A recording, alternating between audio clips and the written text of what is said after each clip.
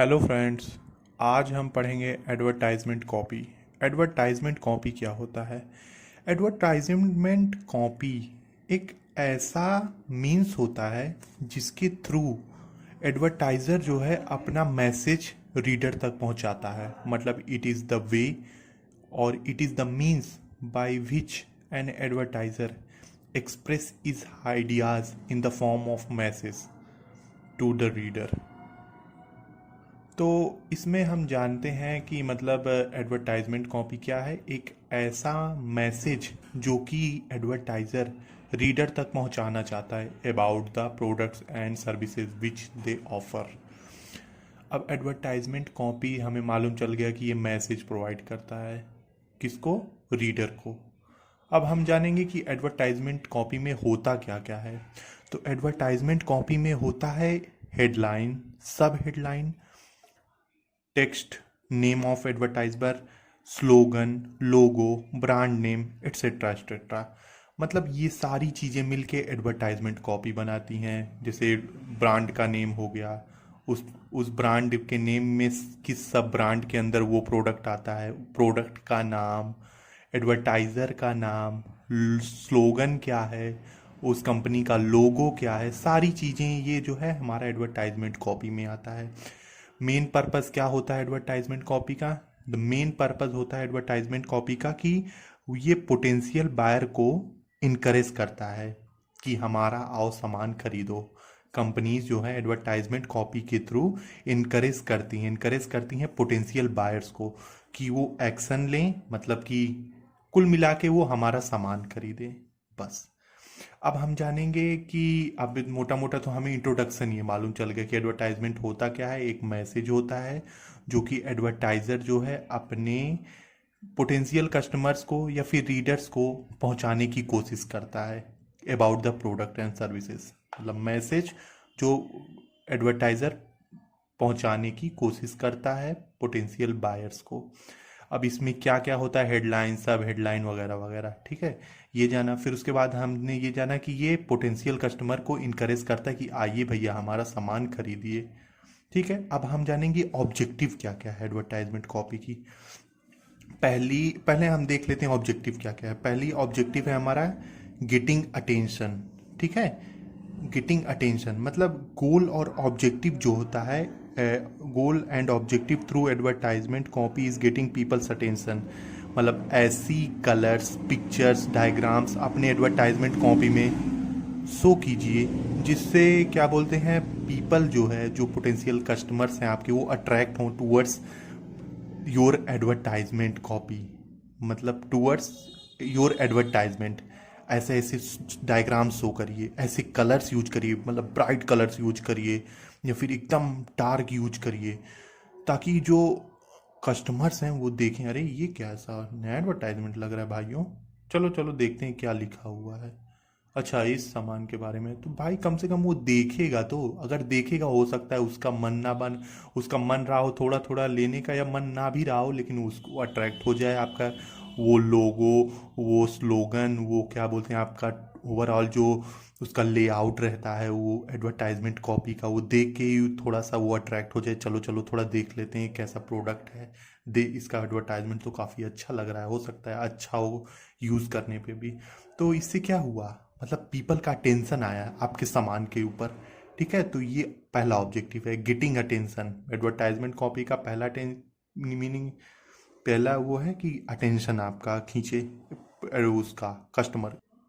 Second हमारा है replacing lost customers. हम ऐसा जानते हैं कि कस्टमर जो है नए आते रहते हैं जाते रहते हैं, लेकिन कंपनियां मतलब मोस्टली सोचती हैं कि हमारे कस्टमर रिटेन रहें वहीं। मतलब एक बार जो आपने सामान खरीदा, कंपनियां सोचती हैं कि ये कस्टमर हमारा बना हुआ रहे, क्योंकि नए कस्टमर तो जोड़ना आसान है बट उस पुराने कस्टमर को सेटिस्फाई किए रहना और कहना कि हमारे सामान बार बार खरीदो, उसके माइंडसेट में, उसका साइकोलॉजी में बैठाना कि हम ही सुपीरियर हैं, वो बहुत ही कठिन काम होता है कंपनियों के लिए। तो मान लीजिए हमारे कुछ हमारा सामान बेच रहे थे, हमारे सामान को लोग उतना पसंद नहीं किए जो कस्टमर थे, और वो कस्टमर लॉस्ट हो गए, वो कस्टमर चले गए हमारी कंपनी छोड़ के। तो एडवर्टाइजमेंट कॉपी के थ्रू नए कस्टमर को जोड़ा जाता है ताकि जो लॉस्ट कस्टमर हैं उनकी भरपाई की जा सके नए कस्टमर के थ्रू। ठीक है, तो रिप्लेसिंग लॉस्ट कस्टमर्स ये होगा, मतलब कंटिन्यूअस बेसिस में करिए वगैरह वगैरह। ठीक है, ताकि कस्टमर स्विच ब्रांड ना करें। थर्ड है building sales and profit. Main purpose तो किसी भी बिजनेस का है प्रॉफिट इंक्रीज करना। प्रॉफिट कैसे इंक्रीज होगा? By the increase of sales. तो advertisement copy also helps to increase the sales and which ultimately increase the profit of the company. ठीक है, तो थर्ड ऑब्जेक्टिव हम लिख सकते हैं building sales and profit, repeat customers बनाना कुल मिला के।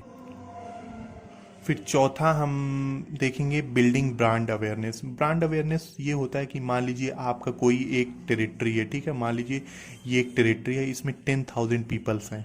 10,000 में से आपकी कोई XYZ लिमिटेड कंपनी है, उसका प्रोडक्ट है यस, यस नाम का। तो इस नाम के प्रोडक्ट को कितने लोग जानते हैं? 10,000 में से आपके यस नाम के प्रोडक्ट को 1,000 लोग जानते हैं। तो आपका ब्रांड अवेयरनेस कितना हुआ? 1,000 अपॉन 10,000, जो कि हुआ 10%। मतलब आपके ब्रांड को 10% लोग जानते हैं इस पॉपुलेशन में। तो बिल्डिंग ब्रांड अवेयरनेस, तो एडवर्टाइजमेंट कॉपी के थ्रू कंपनीज जो है आइडेंटिफाई करती हैं ब्रांड कौन सा है। नहीं नहीं, आइडेंटिफाई नहीं, मतलब कुल मिला के एडवर्टाइजमेंट कॉपी के थ्रू ब्रांड अवेयरनेस बढ़ाने का काम करती हैं कंपनियां। ठीक है, ताकि लोग हमारे प्रोडक्ट को ज़्यादा से ज़्यादा जानें। अब हम नेक्स्ट टॉपिक है इसेंशियल्स ऑफ इफेक्टिव कॉपी। देखिए, आपकी एडवर्टाइजमेंट कॉपी का असर कुछ लोगों पे ऊपर फेवरेबल पड़ेगा, कुछ लोगों के ऊपर अनफेवरेबल पड़ेगा, वो उनका पर्सनल जजमेंट हो सकता है।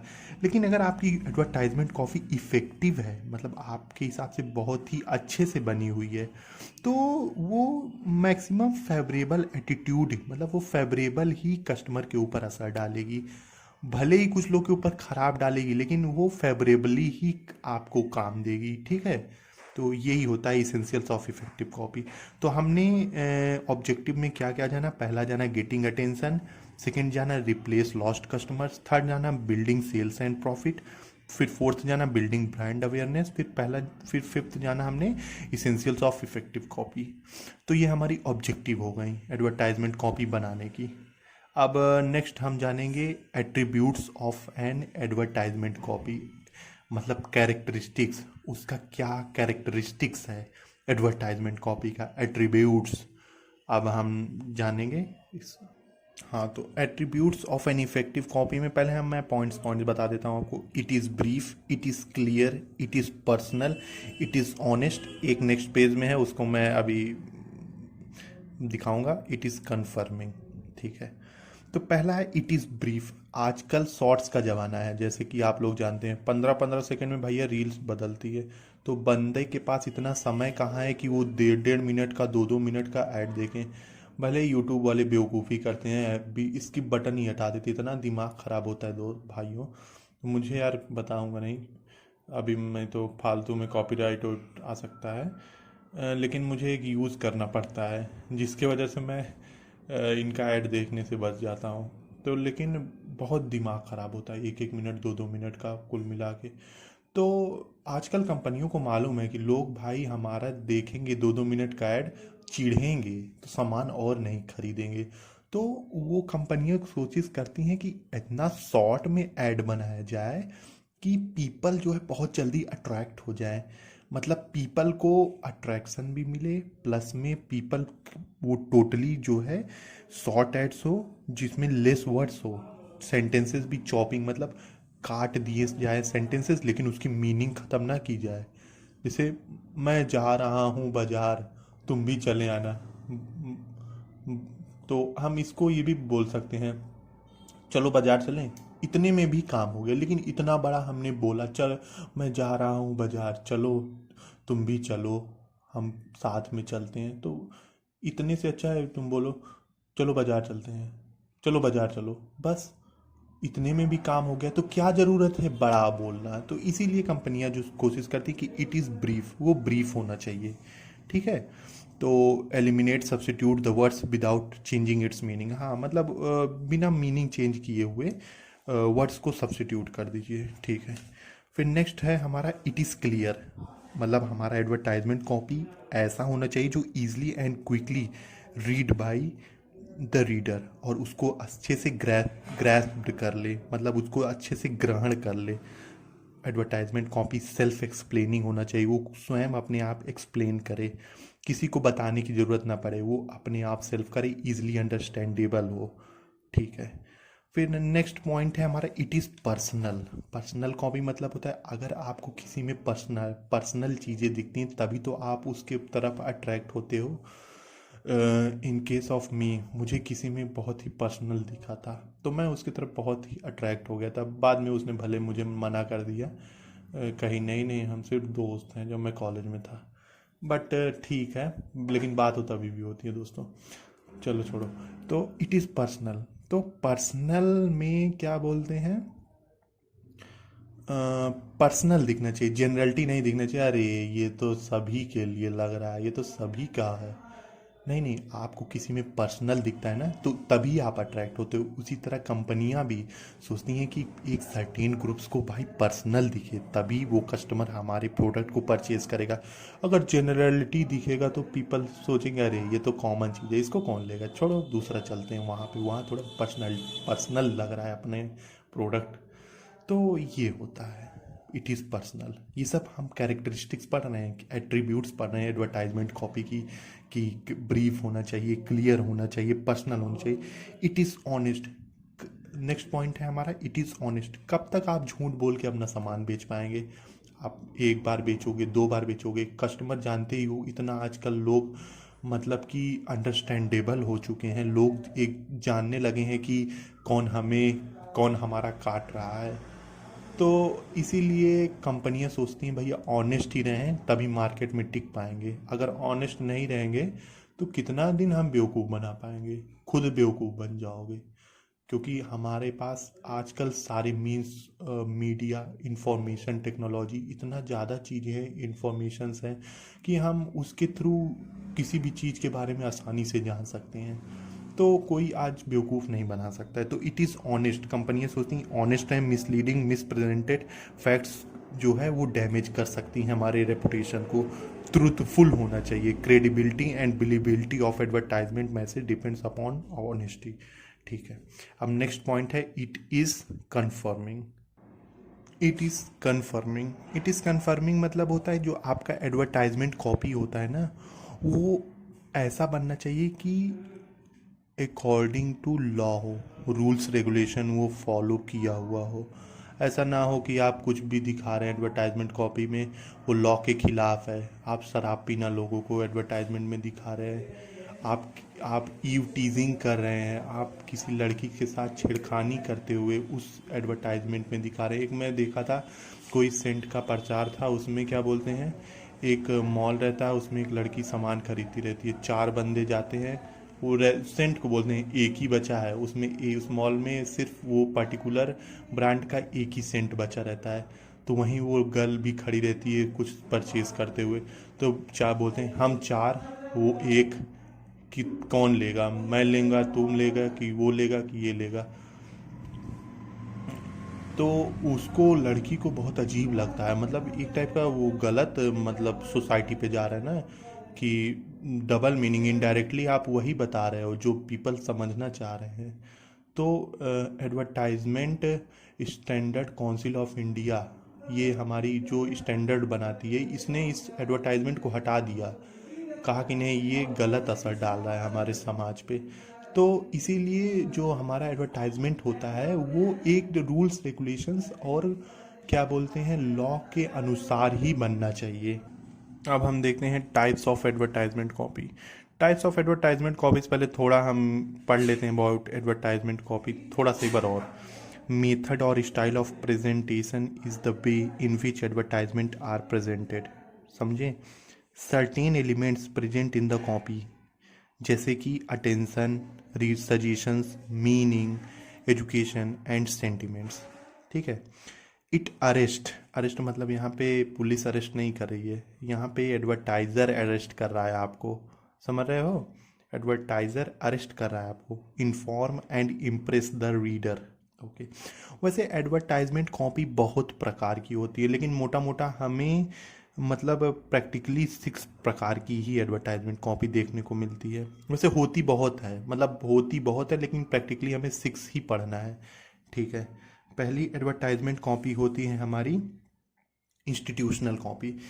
इंस्टीट्यूशनल कॉपी, इसके नाम में आ रहा है इंस्टीट्यूशन। इंस्टीट्यूशन यहाँ पे कौन है? इंस्टीट्यूशन यहाँ पे है ब्रांड, वो कंपनी। तो यहाँ पे बात होती है, हम अपना सामान नहीं बेचेंगे। यहाँ पे कंपनियां अपना सामान नहीं बेचती हैं, यहाँ पे उनका नाम बिकता है, उनका रेपुटेशन बिकता है।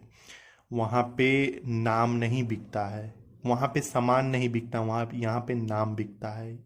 समझ में आए? यहाँ सामान नहीं बिकेगा, यहाँ नाम बिकेगा कंपनी का।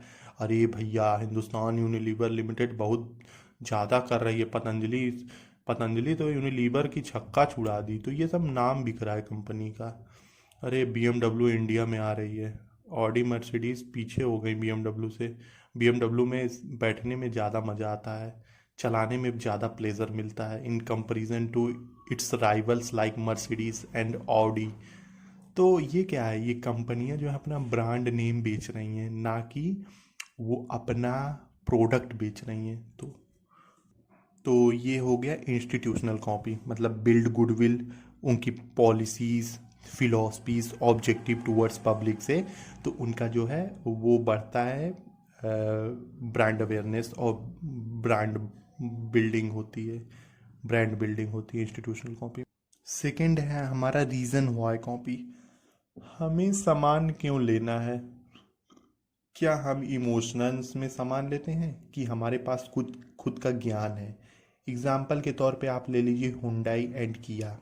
ये लोग वही कार प्रोवाइड कर रहे हैं जो कस्टमर्स को चाहिए, इनको रीज़न दे रहे हैं आप हमारा सामान क्यों खरीदोगे। हम आपको इमोशंस नहीं दे बेच रहे हैं, हम आपको ये नहीं बता रहे हैं कि लोकल फॉर वोकल। ये सब बहुत ज़रूरी है, ठीक है, लेकिन सेंटिमेंट में जोड़ के आप क्या बोलते हैं, एक सही निर्णय नहीं ले सकते हो। तो रीज़न वाई कॉपी में एडवर्टाइज़र जो है अपना अपना क्या बोलते हैं, वो इमोशंस को साइड में रख के अपना इंटेलेक्चुअल और जजमेंट बताता है इंडिविजुअल को कि आप हमारा क्यों सामान खरीदो। Reasons why you have, why the customer is expected to buy products or services of the advertiser। ठीक है, मतलब इंडिविजुअल जो है अपना यहाँ पे इंटेलेक्चुअल और जजमेंट यूज़ करता है रेदर देन इमोशंस। ठीक है। थर्ड है हमारा ह्यूमन इंटरेस्ट कॉपी। यहाँ पे आप ले लो टाटा महिंद्रा, ये लोग अब अच्छा करने लगे हैं इस टाइम पे। पहले नहीं तो सिर्फ इमोशंस के नाम पे कुछ भी गाड़ी में छाप रहे हैं, न सही से अच्छा सा इंफोटेनमेंट सिस्टम दे रहे हैं, ना नए नए फीचर्स दे रहे हैं, वही ओल्ड लुक कार्स ला रहे हैं। लेकिन अब अच्छा कर रहे हैं ये लोग। तो ये इमोशंस में बेच रहे थे, मतलब ह्यूमन इंटरेस्ट कॉपी। अरे देशभक्ति का सवाल है, चलो ले लेते हैं टाटा की गाड़ी, चलो महिंद्रा की गाड़ी ले लेते हैं। वही रीजन वाई कॉपी में किया हुंडई बोलते थे नहीं भैया इमोशंस नहीं देखो, हम क्यों अच्छे हैं, हमारा प्रोडक्ट क्यों आपको चाहिए, ये देख के सामान खरीदो। ठीक है। तो यहाँ ह्यूमन इंटरेस्ट कॉपी में होता है emotions and senses than intellectual and judgement. Emotions और सेंस ज़्यादा यहाँ पे काम करता है, इंटेलेक्चुअल और जजमेंट थोड़ा साइड में रख दिया जाता है। जैसे आप टूरू लव जो करते हो वो ह्यूमन इंटरेस्ट कॉपी में जोड़ लो कि आपको प्यार होता है, उसमें लड़की में ये नहीं दिखता कि वो कैसी है कैसी नहीं है, बस एक तरफा हो जाता है। तो वही हाल यहाँ पे भी है। यहाँ ह्यूमन इंटरेस्ट कॉपी, इंटरेस्ट आ गया आपको उसके ऊपर, आपको इंटरेस्ट इंटरेस्ट लगने लगा है उससे, मुझे धीरे धीरे इंटरेस्ट बढ़ रहा है उसके लिए। तो ये ह्यूमन इंटरेस्ट कॉपी है। It tells about the products in relation to people. Relations की बात हो रही है बंदो, देख लो, product in relations to people instead of conforming of the facts about the product. Facts नहीं जानोगे, बस रिलेशन रिलेशन चाहिए, फैक्ट्स उससे बात क्या क्या होगा वो नहीं मालूम है। जैसे ठीक है, ये हो गया हमारा ह्यूमन इंटरेस्ट कॉपी। यहाँ इमोशंस मेन बात है, प्रायोरिटी दी जाती है यू। और रीज़न वाई कॉपी में हमारा इमोशंस की जगह पे इंटेलेक्चुअल और जजमेंट ज़्यादा काम देता है। यहाँ इंटेलेक्चुअल जजमेंट, यहाँ पे इमोशंस, रिलेशंस, समझ रहे होगे। फिर नेक्स्ट आती है हमारी सजेस्टिव कॉपी। सजेस्टिव कॉपी में होता है इट ट्राइज टू कन्वे और convey the message of the advertiser directly और इनडायरेक्टली टू द रीडर। ये एडवर्टाइजमेंट कॉपी के थ्रू डायरेक्टली और इनडायरेक्टली एडवर्टाइजर जो है अपना मैसेज प्रोवाइड करता है रीडर को। जैसे कि कोई पोएम ला देगा, कोई मतलब डायरेक्टली या इनडायरेक्टली आपको मैसेज पहुंचाना उसका काम है, ठीक है। जैसे पोएम लैंग्वेज यहाँ पे फ्रीली यूज होता है। पहले हम डायरेक्टली बता दोगे अपने प्रोडक्ट एंड सर्विसेज के बारे में, फिर उसके बाद इनडायरेक्टली पोएम या फिर कोई क्या बोलते हैं शायरी या फिर कोई स्लोगन, इस चीज़ों के साथ आप क्या बोलते हैं अपने प्रोडक्ट के बारे में बताओगे। तो उससे क्या होगा कि पीपल आजकल के बहुत समझदार कस्टमर्स हैं, तो वो समझ जाएंगे अच्छा कहना क्या चाहते हो। तुम्हारे इस इनडायरेक्ट में वो डायरेक्ट मीनिंग निकाल लेते हैं। ऐसे ऐसे कस्टमर आज के हम लोग हो गए हैं। तो ये हो गया सजेस्टिव कॉपी। यहाँ पे आप सजेशंस दे रहे हो, ठीक है। सजेशंस मतलब कि आप सजेशंस दे रहे हो इनडायरेक्टली और इनडायरेक्टली कि आप हमारा सामान क्यों खरीदो। फिर नेक्स्ट है हमारा एक्सपोजिटरी कॉपी। एक्सपोजिटरी कॉपी में आप कोई सजेशंस मदे वगैरह नहीं दे रहे हो। आप क्या बोलते हैं कोई पोएम इनडायरेक्टली कुछ नहीं यूज़ कर रहे हो, बस डायरेक्टली बता रहे हो कि हमारा सामान कैसा है। मतलब it is simple and clear way, effortless understanding. कुछ समझने की ज़रूरत ही नहीं, वो सामने सामने दिख रहा है क्या है, कुछ सोचना समझना है ये नहीं है। ये ओपन कॉपी है, नॉट लाइक सजेस्टिव कॉपी, ठीक है। सजेस्टिव कॉपी की तरह नहीं होती है। फैक्ट्स जो है सिंपल एंड क्लियरली वे होता है, बस। तो यही था हमारा, हमने पढ़ा क्या बोलते हैं एडवर्टाइजमेंट कॉपी क्या होता है। उसके बाद हमने पढ़ा कि ऑब्जेक्टिव क्या है एडवर्टाइजमेंट कॉपी का, फिर टाइप्स क्या क्या है एडवर्टाइजमेंट कॉपी का, और उससे पहले हमने थोड़ा सा पढ़ा था एट्रीब्यूट्स ऑफ एडवर्टाइजमेंट कॉपी। बस यही था टोटल एडवर्टाइजमेंट कॉपी। ये वैसे एम.कॉम के बच्चों के लिए मैंने बनाया था, बट कोई भी सिलेबस में हो आप इसको वीडियो को देख सकते हो। Thank you friends, thank you so much.